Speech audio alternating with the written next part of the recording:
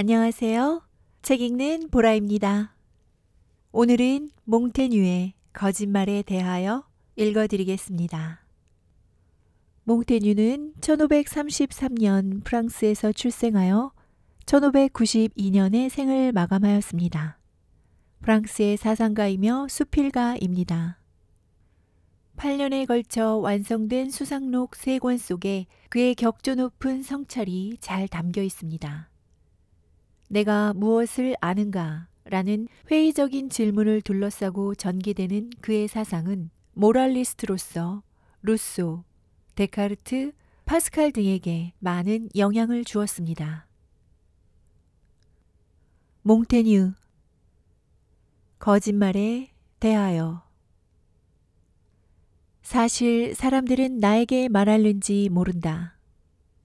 자기를 주제로 글을 쓴다는 기획은 희귀하고 우수한 인물이며 그 평이 사람들에게 문제의 인물을 알고 싶다는 어떤 욕망을 일으키게 하는 경우라면 허용될 것이다. 분명히 그대로이며 그것은 나도 인정한다. 그리고 직공은 평범한 사람들을 보아야 할 일인 경우 자기의 일에서 눈을 떼려고도 하지 않지만 누군가 높고 유명한 사람이 마을에 도착하였다고 하면 일터도 가게도 내버려두고 보러 간다는 것도 나는 잘 알고 있다. 자기를 알리려고 하는 것은 사람들에게 모방될 만한 값어치를 가지고 있는 자, 그 생활과 의견이 사람들의 모범이 되는 자 이외에는 누구도 알맞지 않은 것이다. 케사르와 크세노포는 자기의 위대한 행위 속에 그것을 견고한 토대로 하여 그들의 이야기를 튼튼하게 쌓아올릴 만한 것을 가지고 있었다. 그러니까 알렉산드로스 대왕의 일기라든가 아우구스투스나 카토나 신라나 브루투스나 그 밖의 사람들이 자기의 행위를 써둔 기록이 있었으면 좋으리라고 생각한다. 사람은 이러한 사람들의 모습을 동상 속에서나 석상 속에서도 아끼고 연구한다. 이상의 충고는 정말 옳은 것이다. 그러나 그것은 나와는 거의 조금밖에 관계가 없다. 내가 이것을 읽어주는 것은 친구들 뿐, 그것도 요구가 있을 때뿐이다. 어디서나 누구에게나 그러는 것은 아니다. 그러나 자기의 작품을 광장이나 공중 목욕탕에서 읽는 작자는 많은 것이다. 나는 여기서 도시의 내거리나 교회나 광장에 놓을 상을 세우자는 것은 아니다. 나는 나의 이 작품을 자랑스러운 이야기로 크게 보이도록 하고 싶지는 않다. 너와 둘이서 조용히 이야기하는 것이다. 그것은 서재의 구석에서 이웃 사람이나 육친이나 친구를 즐겁게 하기 위한 것이다. 다른 사람들이 자기에 대하여 이야기할 마음이 생긴 것은 거기에서 말할 풍부한 자료를 발견했기 때문이다. 나는 거꾸로 그 자료가 너무나 부족하고 쓸모가 없어서 사람에게 보이고 싶은 생각이 일어날 수 없다는 것을 알았기 때문이다. 나는 기꺼이 사람의 행위를 판단한다. 그러나 내 자신의 행위는 너무나 쓸모가 없기 때문에 사람들의 판단에 내놓을 만한 것은 거의 아무것도 가지고 있지 않다. 나는 너무나 내 속에서 좋은 점을 찾지 못하기 때문에 낯을 붉히지 않고서는 그것을 말할 수가 없다. 만약 누군가가 이렇게 나의 조상들에 대하여 그 성격, 얼굴, 태도, 일상의 이야기, 운수 등을 들려준다면 나는 얼마나 좋아할 것인가. 그리고 얼마나 주의 깊게 들을 것인가. 정말 우리들의 친구나 조상의 초상을 그들의 의복이나 무기의 모양을 경멸하는 것은 나쁜 성격에서 온 것이라고 해야 할 것이다. 나는 그들의 필기도구나 인감이나 기도서나 그들이 사용했던 특수한 검을 보존하고 있다. 그리고 우리 부친이 언제나 손에 쥐고 있던 기다란 채찍도 나의 거실에서 추방하지 않았다. 부친에 대한 애정이 크면 클수록 부친의 의복이나 반지는 자식에게 귀중한 것으로 된다. 그러나 만약에 내 자손이 나와 다른 생각을 가진다면 나는 멋지게 그들을 복수할 것이다. 왜냐하면 그때가 되어 그들이 아무리 나를 염려해 주지 않는다고 하더라도 나는 그들에게 대하여 무관심할 수 있기 때문이다. 이 일로써 내가 세상과 관계를 갖는다고 하면 그것은 내가 세상으로부터 보다 신속하고 보다 용이하게 쓰기 위한 도구를 빌려오고 있다는 것 뿐이다. 그 대신 내 책들의 종이는 포장지가 되어서 시장에서 버터 조각들이 녹아내리지 않게 해줄 것이다. 고기와 올리브가 포장지의 부족을 느끼지 않도록 해주마.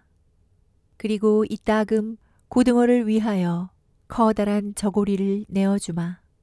또한 만약 누구 한 사람 내 책을 읽는 자가 없다고 하더라도 내가 이렇게 많은 여가를 이렇게 유익하고 즐거운 사색으로 보낸 것을 과연 시간의 낭비라고 해야 할 것인가?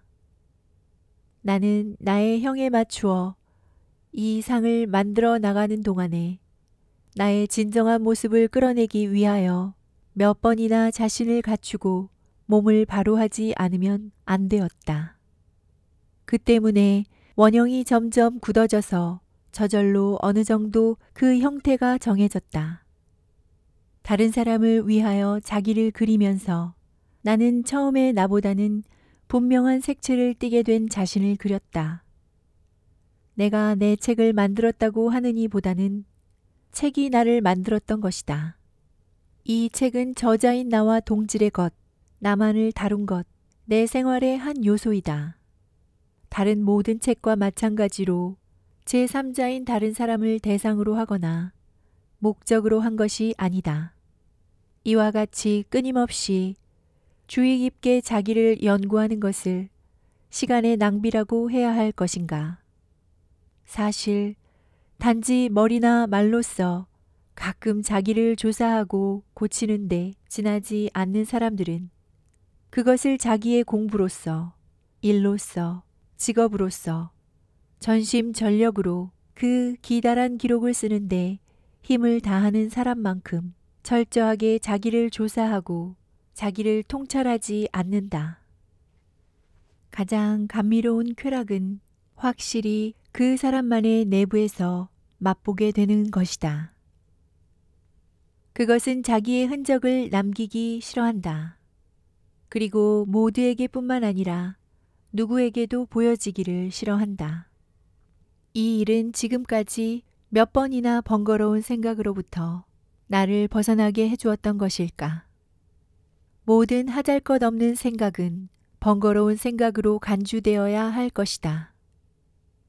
자연은 우리들에게 혼자 자기와 대화할 수 있는 위대한 능력을 주었다.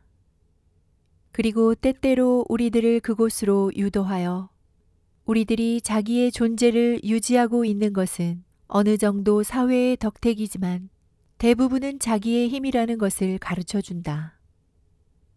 나의 공상을 어느 정도의 질서와 계획에 의하여 몽상케 하기 위해서는 그리고 그것이 바람에 나부껴 이탈하지 않도록 하기 위해서는 그 공상 속에 나타나는 많은 조각조각의 생각에 모습을 부여하고 그것을 기록하여 놓는 이외의 방법은 없다. 나는 나의 몽상을 기록하지 않으면 안 된다고 생각하기 때문에 거기에 귀를 기울인다. 나는 어떤 행위에 대하여 마음 괴롭게 생각하면서 예의와 이성 때문에 터놓고 나무라지 못하고 있었는데 그것을 몇 번이나 여기에 뱉어 놓은 것일까? 거기에는 세상을 계몽한다는 마음이 없었던 것은 아니다. 그리고 다음과 같은 시의 채찍, 눈 위에다 딱, 콧대에 딱, 사고왕의 등에다 딱은 생신에보다는 종이에 새겨두는 것이 더 효과가 있다. 게다가 어떤가? 나는 내 책에 유약을 입히고 지주를 세울 무엇을 표절할 수 없을까를 살피게 되었을 때부터 나는 지금까지보다 더 깊은 주의를 다른 책에 기울이게 되었다. 나는 책을 쓰기 위해서는 조금도 공부하지 않았다. 그러나 책을 썼기 때문에 어느 정도는 공부하였다. 만약에 어느 때는 이 저자의 또 어느 때는 저 저자의 머리나 다리를 만지거나 잡거나 하는 것도 어느 정도의 공부라고 한다면 말이다. 그리고 나의 의견을 만들기 위해서는 조금도 공부를 하지 않았다. 다만 이전부터 만들어진 의견을 원조하고 돕고 봉사하기 위하여 공부했을 뿐이다. 그러나 우리들은 이렇게 부패된 시대에 자기를 이야기하는 누구를 신용할 수 있을 것인가? 다른 사람에 대하여 이야기할 때는 거짓말을 해도 크게 덕을 보지 않으며 이 경우에 있어서도 신용할 수 있는 사람은 거의 한 사람도 없는 것이 아닌가? 도의가 썩었다는 첫째의 징후는 진실의 추방인 것이다. 사실 핀타로스가 말하고 있듯이 진실한 것이 위대한 덕의 시작이다. 그리고 그것을 플라톤이 그의 국가 통치자에게 요구한 제1의 조건이다. 우리들의 오늘날 진실은 실제로 존재하는 것이 아니라 다른 사람을 설득시키고 믿게 하는 것이다. 마치 우리들이 돈이라고 하면 진짜뿐만 아니라 통용되고 있는 가짜도 그렇게 부르는 것과 마찬가지인 것이다.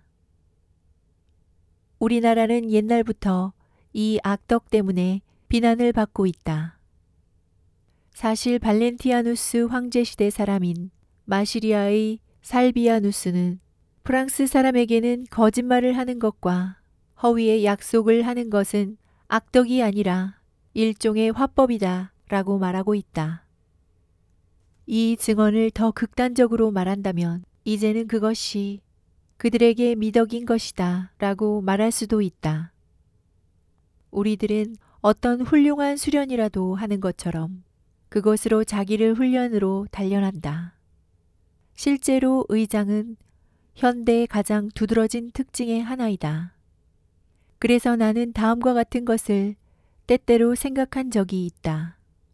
우리들은 우리들 사이에 이렇게 퍼지고 있는 악덕을 비난받음에 대해 다른 악덕을 비난받는 것보다 더 화를 내는 습관을 가지고 있는데 그러한 습관은 어디에서 나온 것일까?